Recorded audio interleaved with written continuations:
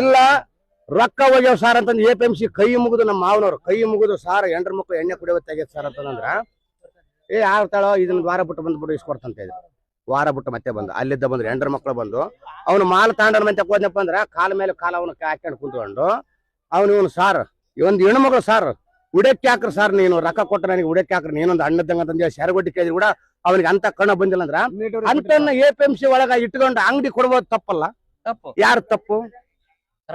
APMC ಅಧ್ಯಕ್ಷನ್ ತಪ್ಪು. ಅಂಗಡಿ 10,000 ರೂಪಾಯಿ ಕೊಟ್ಟು ನಾನು ಕೊಟ್ರೆ ನನಗೆ ಅಂಗಡಿ ಕೊಡ್ತಾರಂದ್ರ ಮತ್ತೆ ನಂತ ಏನ್ ರೊಕ್ಕ ಇದೆ ಅಂತ ಆಲೋಚನೆ ಮಾಡ್ಬೇಕು. ನೀನ್ APMC ಒಂದು ಅಡೆ ಇಟ್ಕ ಅವ್ನ ಆಸ್ತಿ ಅಂತಸ್ತು ಅಡೆ ಇಟ್ಕ ನೀನ್ ಮಾಲ್ ಕೊಟ್ರ ಅವ್ರಿಗೆ ರೊಕ್ಕ ಕೊಡೋದ್ರೆ ಇದನ್ನ ಮಾರಿ ಕೊಡ್ತಾನೆ ಬೋಸ್ ಬಿಡ್ಕಂತ ಹೇಳು ಅಗ್ರಿಮೆಂಟ್ ಮಾಡಿಸಿ ಅವ್ನ್ ಏನೈತಿ ಆಸ್ತಿದ ಅಡೆ ಇಟ್ಕ ನೀವು ಅಡೆ ಇಟ್ಕೊಂಬಂಗ 10,000 ರೂಪಾಯಿ ಲೈಸೆನ್ಸ್ ಬರೋದು 30,000 ರೂಪಾಯಿ ಕೊಟ್ರೆ ಲೈಸೆನ್ಸ್ ಕೊಟ್ಟಾರಂದ್ರ ನಾನು ಮಾಡ್ತೀನಿ. ಇವತ್ತು 30,000 ರೂಪಾಯಿ ಮೆಣಸಿನಕಾಯಿ ಬೆಳೆದು ಅಲ್ಲಿ APMC ಹೋದ್ರ ಒಂದ್ ಅಂಗಡಿ ತಾಣ್ ಮಾಡಿದ್ರ ರೈತರು ನಾಲ್ ಮಾಡೋಕೆ ನಾನು ಮಾಡ್ತೇನೆ ಅಂಗಡಿ. ಹಂಗಾಗಿ ನಮ್ಮೂರಾಗ ಒಂದು 30 ಲಕ್ಷ ಇವತ್ತಿನ ಪರಿಸ್ಥಿತಿ ಕೂಡ ಎಣ್ಣೆ ಕುಡಿಯೋ ಅವಸ್ಥೆ ಆಗೈತೆ ರೈತರದ್ದು ಬದುಕು. ಹಂಗಾಗೈತೆ 30 ಲಕ್ಷ ರೂಪಾಯಿ ರೊಕ್ಕ ಅವ್ರ ಅದೇ ರೊಕ್ಕ ಹೋಗಿರೋದಕ್ಕ ಇವತ್ತು ಅದೇ ರೊಕ್ಕ ಹೋಗಿರೋದಕ್ಕ ಇವತ್ತಿಗೆ ಒಂದು ಸಾಲು ಮೆಷಿನ್ ಕೂಡ ಇಟ್ಟಿಲ್ಲ. ಆ ರೈತ ಇವತ್ತು ಇಟ್ಟಿದ್ದಪ್ಪ ಅಂದ್ರೆ ಹೆಂಗ ಗುಂಟನ ಭರತ್ ಅಂಗಡಿ ಮತ್ತೆ ಅವನಿಗೆ ಸಪೋರ್ಟ್ ಸರ್ಕಾರ ಮಾಡ್ತಾ ಪಂಚಾಯತ್ ನಮ್ಗೆ ಯಾರು ಸಪೋರ್ಟ್ ಮಾಡ್ಬೇಕು? ನಾವೇನ ಎಲ್ಲಾರು ಕಲ್ತ್ಕೊಂಡು ಸಾರ್ ಹಿಂಗ ಆಗೇತ್ ಸಾರ್ ಅಂತ ನಾವು ದಯವಿಟ್ಟು ಅಲ್ಲಿ ಕೇಳಕ್ ಹೋದ್ರ APMC ಕೇಳಕ್ ಹೋದ್ರ ಲಾಠಿ ತಗೊಂಡು ಹೊಡ್ಸೋದು ಇಲ್ಲ ಗನ್ ಮೆನ್ಗಳು ತಂದು ಇವ್ರನ್ನ ಕರ್ಕೊಂಬಂದು ಬಜಾರ್ದಾಗ ಓಡಾಡ್ಸೋದು ಅಂದ್ರ ನಮ್ಮನ್ನ ಯಾರು ಕೇಳ್ಬೇಕು ಸರ್? ಅದು ನಮ್ಮ ಕಷ್ಟ ಯಾರು ಕೇಳ್ಬೇಕು?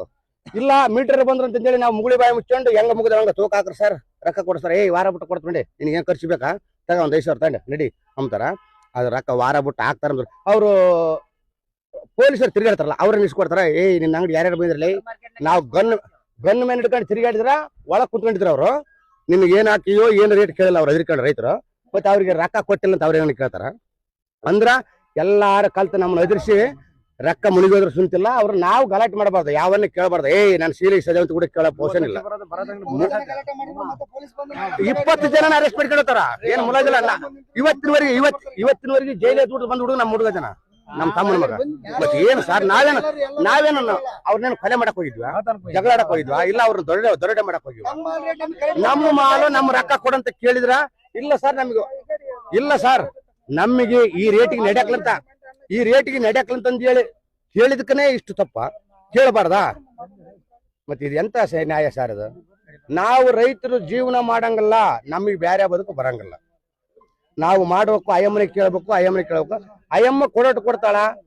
ಈ ನನ್ನ ಶರಣರು ಇದಾರ ನಮ್ಮ ಬ್ಯಾಡಿಗೆ ಶರಣರು ಬರೇ ಶರಣರು ಹಂಗದರು ದಳಾಳಿಗಳು ಹೆಂಗದರು ಯಾರ್ಯಾರು ಹೆಂಗದರು ಅನ್ಕತೆ ನಮ್ಗಂತೂ ರೈತರಿಗಂತೂ ಉಳಿಗಾಲಲ್ಲ ಸರ್. ಈಗ 5-6 ವರ್ಷ ಕೆಳಗ ಒಂದು ಸಣ್ಣ ಹುಡುಗನ ಕಳಿಸಿದ್ರು ಕೂಡ ಪಟ್ಟಿ ಸೀದಾ ಮನೆಗೆ ಬರ್ತಿತ್ತು ಇಷ್ಟ ಆಗೈತಿ ಇಷ್ಟೆಲ್ಲ ರೇಟ್ ಅಂತ. ಈಗ ದೊಡ್ಡವ್ರನ್ನ ಕಳಿಸಿದ್ರು ಮನೆ ಓನರ್ನ ಮೆಣಸಿನಕಾಯಿ ಮಾಲೀಕನ ಕಳಿಸಿದ್ರು ಕೂಡ ತಗೊಂಡ್ 5,000 ತಂದು ನಡಿ ವಾರ ಬಿಟ್ಟು ಹಾಕ್ತು. ಇವ್ರು ಏನು ಸರ್ ನಮ್ಮ ಒಂದು ಪಾಸ್ಬುಕ್ ಇಸ್ಕೊಂತಾರ ಪಾಸ್ಬುಕ್ ಇಸ್ಕೊಂಡಪ್ಪಲ್ಲ ವಾರ ಸರ್ ಹಾಕಿಲ್ಲ ಅಂದ್ರೆ ಇಲ್ಲ ಏನೋ ನಿಂದ್ರಾಗ ಏನೋ ಅದೇನೋ ನಂಬರ್ ಸರಿಗಿಲ್ಲ ಇನ್ನೊಂದು ತೊಡವ ಹಾಕಂತಾರ ಮತ್ತೆ ಒಂದು ವಾರ ಆಗ್ತದೆ. ಏನು ಸರ್ ಎಣ್ಣೆ ಕಮ್ಮಿ 100 ರೂಪಾಯಿ ಕಮ್ಮಿ ಅಂದ್ರೆ ಬಿಲ್ ತಗೊಂಡು ಎಣ್ಣಿಟ್ಟು ನಿಮ್ ಮನೆಗೆ ಹೋಗಿ 100 ರೂಪಾಯಿ ತಗೊಂಡು ಬಿಲ್ ತಗೊಂಬಂತಾನ. ನಾವು ಇಷ್ಟೊಂದು ಲಕ್ಷಾಂತರ ರೂಪಾಯಿ ಮಾಲ್ ತಂದು ಇವ್ರಿಗೆ ಉದ್ರೆ ಬಿಟ್ಟು ಅದಕ್ಕಂದ್ರ ನಮಗೊಂದು ಇರ್ತೈತ ಪ್ರಪಂಚ. ಅವರು ರೊಕ್ಕ ಮಾಡ್ಕೊಂಡು ರೊಕ್ಕ ಬಂದಿರ್ತ ನಮಗ್ 1 ರೂಪಾಯಿ 100 ರೂಪಾಯಿ ಕಡಿಮೆ ಐತೆ ಅಂದ್ರ ಬಿಲ್ ಎಲ್ಲಿಟ್ಟು ಎಣ್ಣೆಲಿಟ್ಟು ಹೋಗು 100 ರೂಪಾಯಿ ತಗೊಂಡು ಮನೆಗೆ ಬಂದು ಒಯ್ಯ ಅಂತ ಹೇಳ್ತಾರ. ನಮ್ಗೆ ಅದ್ರ ಕ್ಯಾಶ್ ಬರ್ತದೆ ಇವ್ರಿಗೆ ಯಾಕೆ ಕ್ಯಾಶ್ ಬರಕಲ್ಲ? ಮಾಡ್ತಕ್ಕಂಥ ವ್ಯವಹಾರ ಇದೇ ತಾನೇ ಅವ್ರದ್ದು. ಕ್ಯಾಶ್ ವ್ಯಾಪಾರ ಮಾಡಬಾರ್ದು. ನಾವೇನು 1 ರೂಪಾಯಿ ಕೊಟ್ಟು ಮಕ್ಳು ಉದ್ರೆ ಬಿಡೋಣ. ನಾವು 5 ಲಕ್ಷ 10 ಲಕ್ಷ ಒಂದೊಂದು ವ್ಯವಹಾರ ಮಾಡ್ತೀವಿ ಹಣ್ಣ ಅಂಗಡಿಯಾಗ 1 ಲಕ್ಷ ಉದ್ರೆ ಬಿಡೋಣ. ಯಾಕಂದ್ರೆ 100 ರೂಪಾಯಿ ಬಿಡಂಗಿಲ್ಲ ಲಕ್ಷ ಹೊಲ ಬರ್ಸಂತಾನ ನಿಂದು ಪಾಣಿ ತಗೊಂಡ್ ಸರಿ ನಂಬರ್ ತಗೊಂಬ ಇಲ್ಲಿಡೋ ನೀನು ಒಯ್ಯ ಅಂತಾನ. ಅಂದ್ರ ನಾವೆಲ್ಲ ಹೋಗ್ಲು ಈತಗ್ ನಾವು ತಿಂಗಳಗಟ್ನ ವರ್ಷಗಟ್ನ ಉದ್ರೆ ಬಿಟ್ಟು ರೊಕ್ಕ ಮುಣಿಸಿದ್ರು ಕೂಡ ಇದ್ರ ಯಾರು ಕೇಳಲ್ಲ. ಅದೇ ಒಂದು ಎಣ್ಣೆ ಅಂಗಡಿಯನ್ನ ಮುಣಿಸಿದ್ನಪ್ಪ ಅಂದ್ರೆ ಅದೇ ಸರ್ಕಾರ ಬಂದ ಪೊಲೀಸರು ಕಂಪ್ನಿ ಕೊಟ್ರೆ ಅವ್ನು ಎಲ್ಲಿ ಬದುಕೋಕ ನಾವೆಲ್ಲಿ ಬದುಕೋಕ್ ಸರ್? ನೀವೆಲ್ಲರ ಒಬ್ಬರಿಗೆ ಅವ್ರಿಗೆ ಸಪೋರ್ಟ್ ಮಾಡಿದ್ರ ನಾವೆಲ್ಲಿ ಬದುಕೋಕ್? ನಮ್ಗೆ ಯಾರು ಸಪೋರ್ಟ್ ಮಾಡ್ಬೇಕು? ನಾವು ರೈತರು ಒಟ್ಟುಗೂಡಿ ಹೋದ್ನಪ್ಪ ಅಂದ್ರೆ ಜೈಲಿಗೆ ಹಾಕ್ತಾರ ಮೇಲೆ ಮತ್ತೆ ನಮ್ ತಕ್ಕ ನಾವು ಯಾರಿಂದ ಬದುಕೋಕು?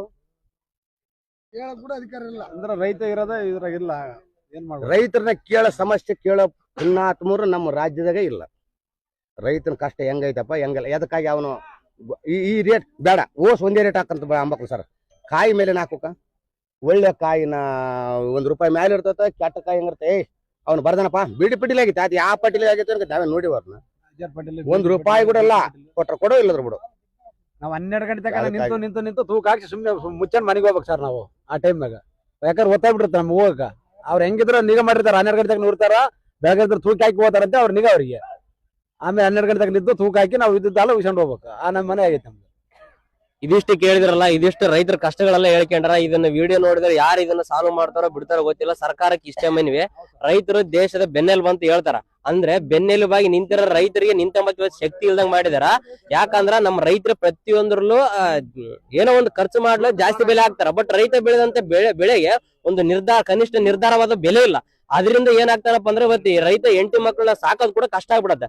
ಸೊ ಇಂತ ಪರಿಸ್ಥಿತಿಲಿ ಇವಾಗ ಕಷ್ಟ ಕಾಲದಲ್ಲೂ ಕೂಡ ಸಾಲ ಮಾಡಿ ಅದು ಮಾಡಿ ಬೆಳೆದಿರ್ತಾರೆ ಮೆಣಸಿನಕಾಯಿ. ಆ ಮೆಣಸಿನಕಾಯಿ ತಂದು ಹಾಕಿದ್ರು ಕೂಡ ಇಲ್ಲಿ ರೈತರಿಗೆ ಒಂದು ಬೆಂಬಲ ನಿರ್ಧಾರ ಬೆಲೆ ಇಲ್ಲ.